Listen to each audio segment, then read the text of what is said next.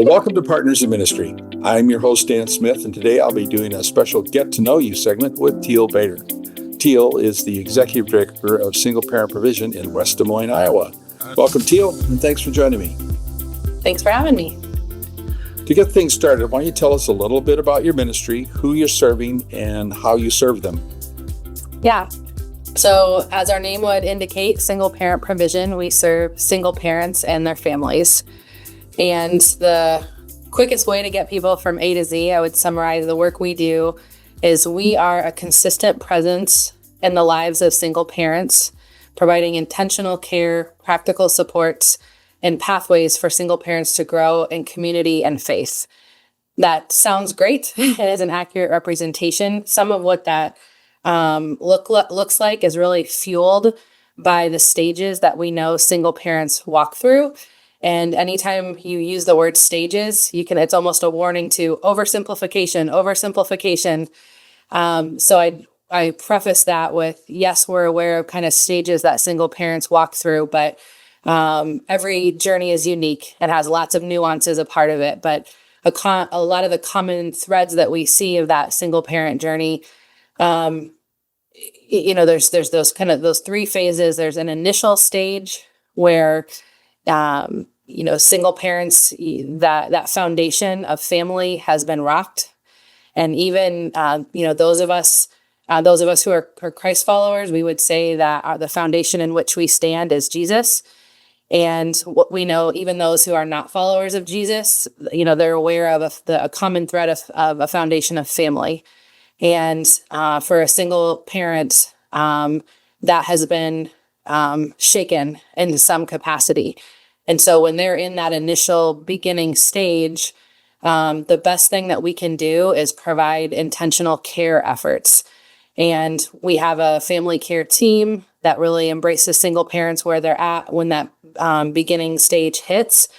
Because at that point, you and I right now, we can identify things that maybe could be helpful to them, but that in that initial stage, it doesn't matter if we have a neat workshop that's coming up. In that initial stage, the less we can say, the better, and just really being present with them. Sure. Then the next stage is the stage of kind of acceptance of, man, this is happening, and is usually followed by the question of, how am I going to do this? Mm-hmm. And so we provide intentional support. We have a program that's called Break Time, where we take care of the kids, allowing them some personal time for themselves. Again, that's not rocket science, but especially when for a family where one of the parents is absent for one reason or the other, the parent having existing time where they can have their kids well cared for and they can step away to kind of see the forest through the trees is a real big benefit for them. We also have a program called Home Provision, where volunteer groups from the church get deployed to the homes of single parents that help with different projects and repairs around the homes of single parents. So that's just kind of a snapshot of some of when we use the word support, what that looks like. And then the last is, single parents reaching a stage of healing. And really the best thing that we can provide then is opportunities for growth. And so that's growth with community, growing in community with others, walking a similar journey. There's a lot of power in that. And then opportunities to grow in faith. And we don't wait for someone to get to the third stage before we introduce those opportunities, but that's where we see where the ground has kind of been tilled and they're ready to, really get the most out of that growing. You've the shock of everything has, subsided, the acceptance of this is going to be a new normal now, and then really being ready to start looking at, okay, how to thrive in this. And then we have different groups. We put a premium around the groups that we hold. And so those operate throughout the city in local churches so that single parents can, build community with those walking a similar journey in the context of the local church. Sure. So there's more beyond that, but that kind of gives you a snapshot of when we talk about those things that we provide, kind of a beginning look at what that looks like.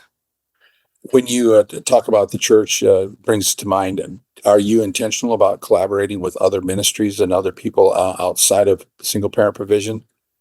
Absolutely. You know, there's no one solution for challenges that any of us are going to walk through in life. And other than pressing into Jesus and following him. But outside of that, I mean, no one place is going to be able to do all things. So we really are very clear, even for our own selves, of what are the things that we put weight behind as the things that God's called us to do, and what are the things that he has not called us to do.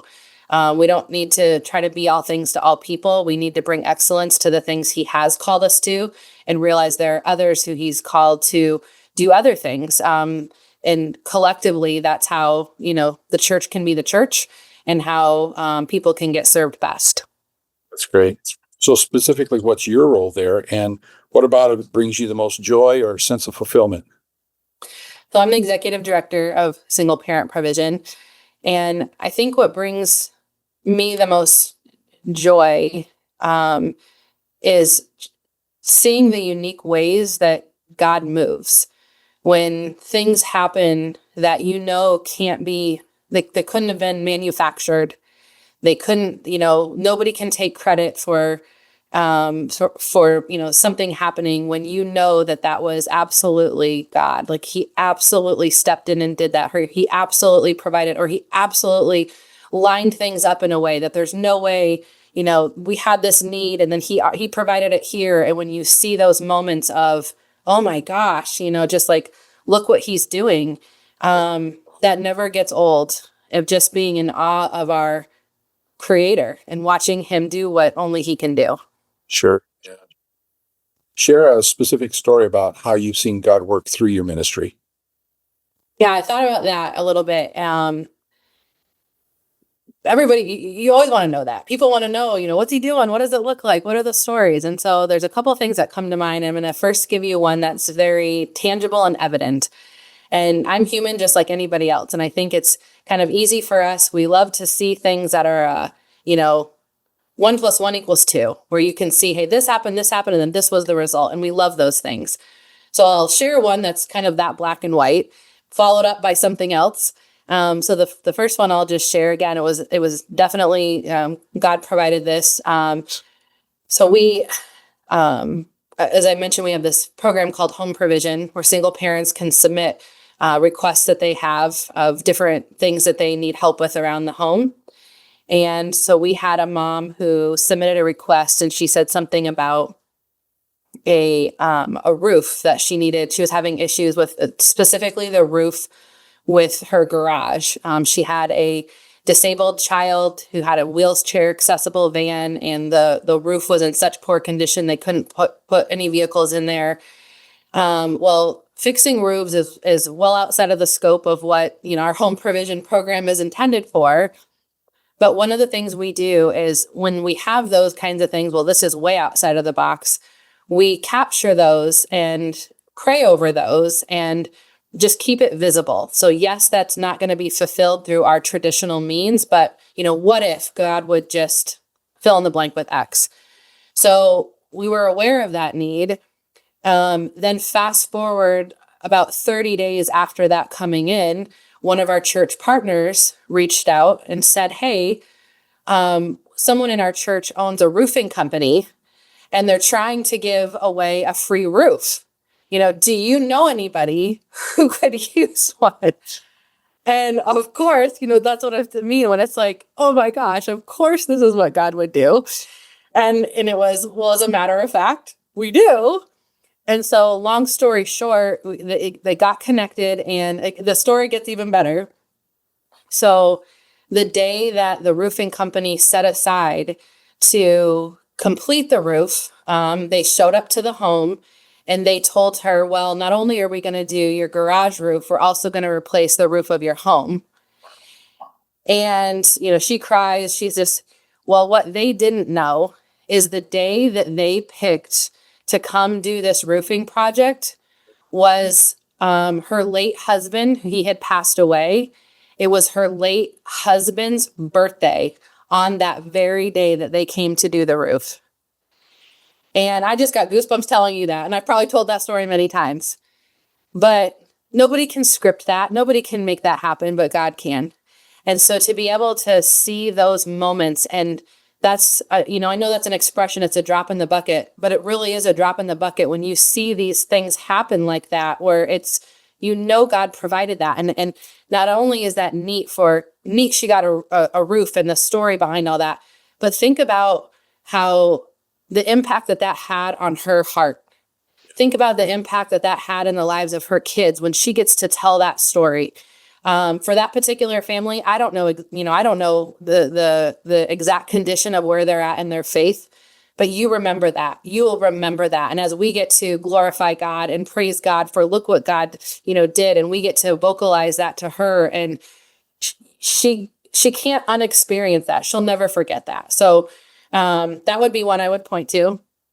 The second, if you'll allow me to just share, those are kind of those neat stories that, heck, I enjoy them too, because they are very, again, this happened, and this happened. But I think probably what doesn't get enough credit, or that I don't do a good enough job of bringing voice to, are all those other stories that maybe they aren't as obvious where you can point to this and then this and then this, but you're seeing the fruit. So one thing that came to mind, so we have one of our newer groups, we've had it established for about 3 years. It's just an awesome to hear the story of, there was a small group of moms who were coming together. None of them went to that church. They all came from outside. And over the years, that group has grown so much that they can't meet in the same room that they were originally meeting in.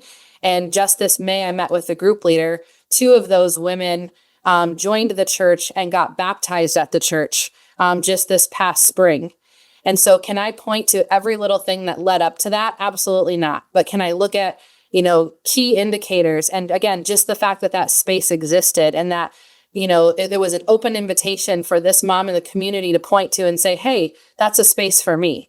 And for her to be able to come and build healthy community and to grow in faith, so much so that now, she wants to join this church, and, she's gotten baptized.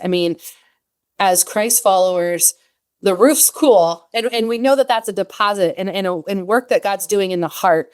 But there's so many other things like that, like the story of them, becoming baptized, or, just seeing single parents grow in their trust in Jesus.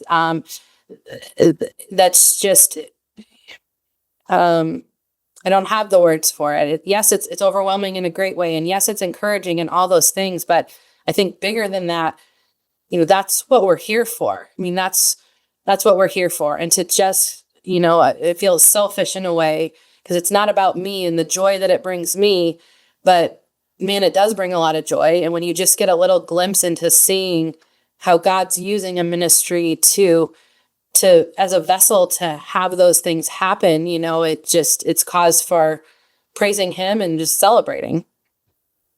Things I'm amazed about is how much work God does internally through the Holy Spirit. And then all of a sudden it pops out and you go, I had no idea that was happening. And it is just, it is so cool. And it makes you go, man, there's a lot more going on. Probably I have no clue. Yep. Absolutely no clue about.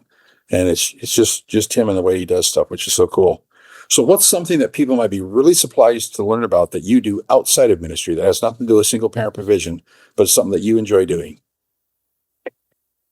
Dan, I'm going to wildly disappoint you. And I'll say, it's interesting. I had a conversation recently with my father, who lives in town, and in reflecting, my daughter just turned 18. She just graduated high school. And in looking back over the last 18 years, I can say I was able to tune out a lot of noise. And ultimately, my energies for these last 18 years have gone into this ministry and into the ministry of my daughter. And if it didn't fall into one of those 2 camps, it was an easy no. And so that is probably the lamest answer to but the reality is I share that too, is because that's one of the things that I've been reflecting on. She's going into a next chapter where she's going off to college. And I do believe, God's changing that for me. I'll continue to pour into her, but differently. And I think now opening up space to be able to do more of the, I don't know if I would say fun isn't necessarily the guiding aspect, but just to do other things outside of those two camps. So I hear myself and I recognize that's a really lame answer. And probably everyone's like, well, that's not that interesting. I mean, they're not going to learn anything new, but that's an honest reflection of the last 18 years. If it didn't involve those two things, that's what my life's been for the last 18 years. So ask me again in a year from now, and let's see what I have for a different answer. Well, but I think the key point that you bring out is that when you're dedicated to the ministry that you're doing, both the ministry to your daughter as well as to single parent provision, it pays you back.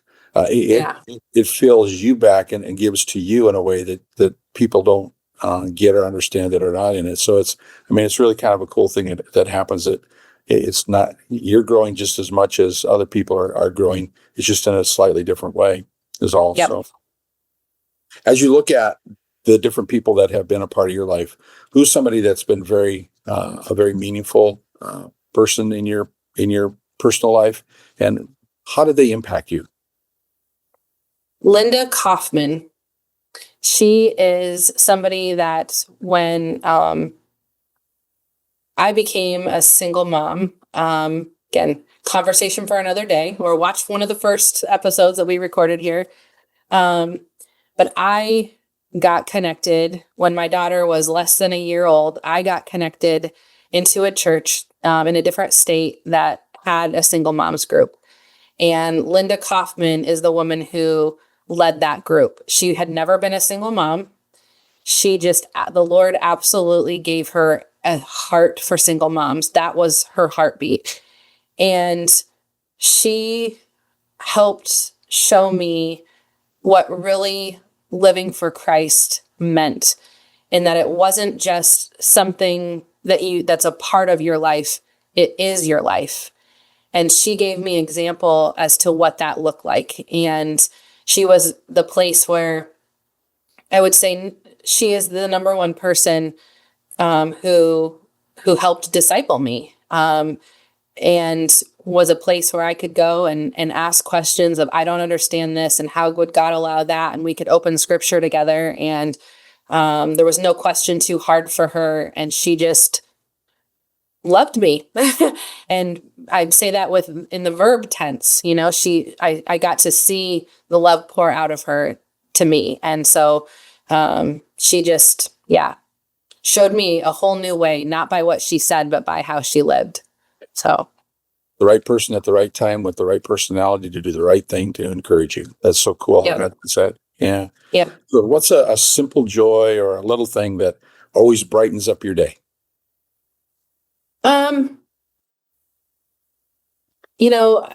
I would say there's an expression I was trying to think about. You're only as happy as your unhappiest kid, or something like that. Might be putting too much stock into that. And I only have one child. But I would say what's a simple thing that brings me joy, and I think any parent can relate to this, but when you see your child filled with genuine joy, whether she's laughing at something, or she's being silly with our dog or something like that. I don't know that I could place many simple things above just those moments of just seeing joy come from her. So yeah, because that and a good latte. A good latte brings me joy too. But yeah, because it could be a lot different. I mean, when you take a look at the where you are and what could have been, those could have not happened, and so it really does touch your heart when you do that. As you take a look at the Quaker Foundation, what first drew you to our mission? Yeah. Well, someone told me about you to begin with, and they knew just the body of work that we did, and they first saw the connection points with the heart of the Quakerdale Foundation and the heart of single parent provision. And so they pointed me to you all. And so ultimately, she was first. And then when I got to understand more of the heart of the Quakerdale Foundation, which was through you, Dan, and meeting with you and getting to learn more just about what you're about, it just, as the Quakerdale Foundation, it just seemed like so much alignment. And so I think from first hearing about it, and then after conversation after conversation, and getting to know just more of who are a part of the foundation, both the staff and those who, serve and give, there's just there's just a lot of alignment there. So it makes it very easy to work together when you're aligned on the most important things. Sure. Yeah. As you take a look at the next 5 years, how do you see the foundation and single parent provision working together? I hope it two ways. One, you heard me say earlier, one of the things that that is important to us in the lives of single parents is consistency. We want to be a consistent presence in their lives. All of us know what it's like to have inconsistency. And I would say for single parents, there can be so much inconsistency or uncertainty with things. And so when we hold ourselves to a high standard of, when we say we're going to do something, we're going to do that. When we are going to hold something, where, they can count on that.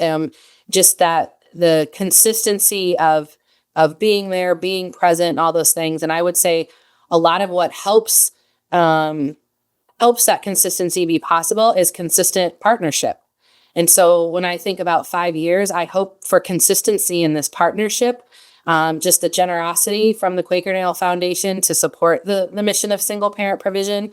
And then I would say increased even engagement. I'd love for more from the Quakerdale Foundation to not only, hear about it and maybe support it in financial ways. There's an open invitation on the table for those a part of the Quakerdale Foundation to taste and see, to come serve. We count on almost 600 volunteers a year in order to serve the over 3,000 single parents and kids that we serve every year. And so I'd love for not only that consistency with what we've already established, but growing in engagement and having more, not just have to hear it from me, but have their own experiences where they got to be part of, coming and seeing for themselves. As a support network, how can we pray for youth this week? You did say, how can you pray for me? So again, I am going to go, my daughter's 18 and she is going off to college. And so the best way you could bless me is by praying for her. We know that the world there's just a lot of impressionable things. This is an impressionable age. And I just pray that she keeps her eyes focused on the Lord, that her heart genuinely grows in desire more and more every day to truly follow him and go all in following him. So I pray for that. And then I would appreciate just prayers for the ministry as a whole with the staff team. We've got such a special group of people who are a part of this team, and they bear a lot of weight. So I would pray just for stamina for them and great joy. I know that doesn't answer the me question, but that would still be a blessing to me for prayers for both of those things. Teal, just to get to know you a little bit better. Well, thank you so much for the opportunity just to share. Hey, if you got any questions or if you'd like to learn more about single parent provision, you can see their contact information right here on the screen. You can also find it in the show notes for this episode on our website or in the description for this YouTube video. If you got some time, consider sending an email of encouragement to Teal. Let her know that you're thinking about her and praying for her. So on behalf of Single Parent Provision, Teal Bader, and Partners in Ministry, I want to thank you for joining us today. And until next time, let's get out there and serve as Christ serves.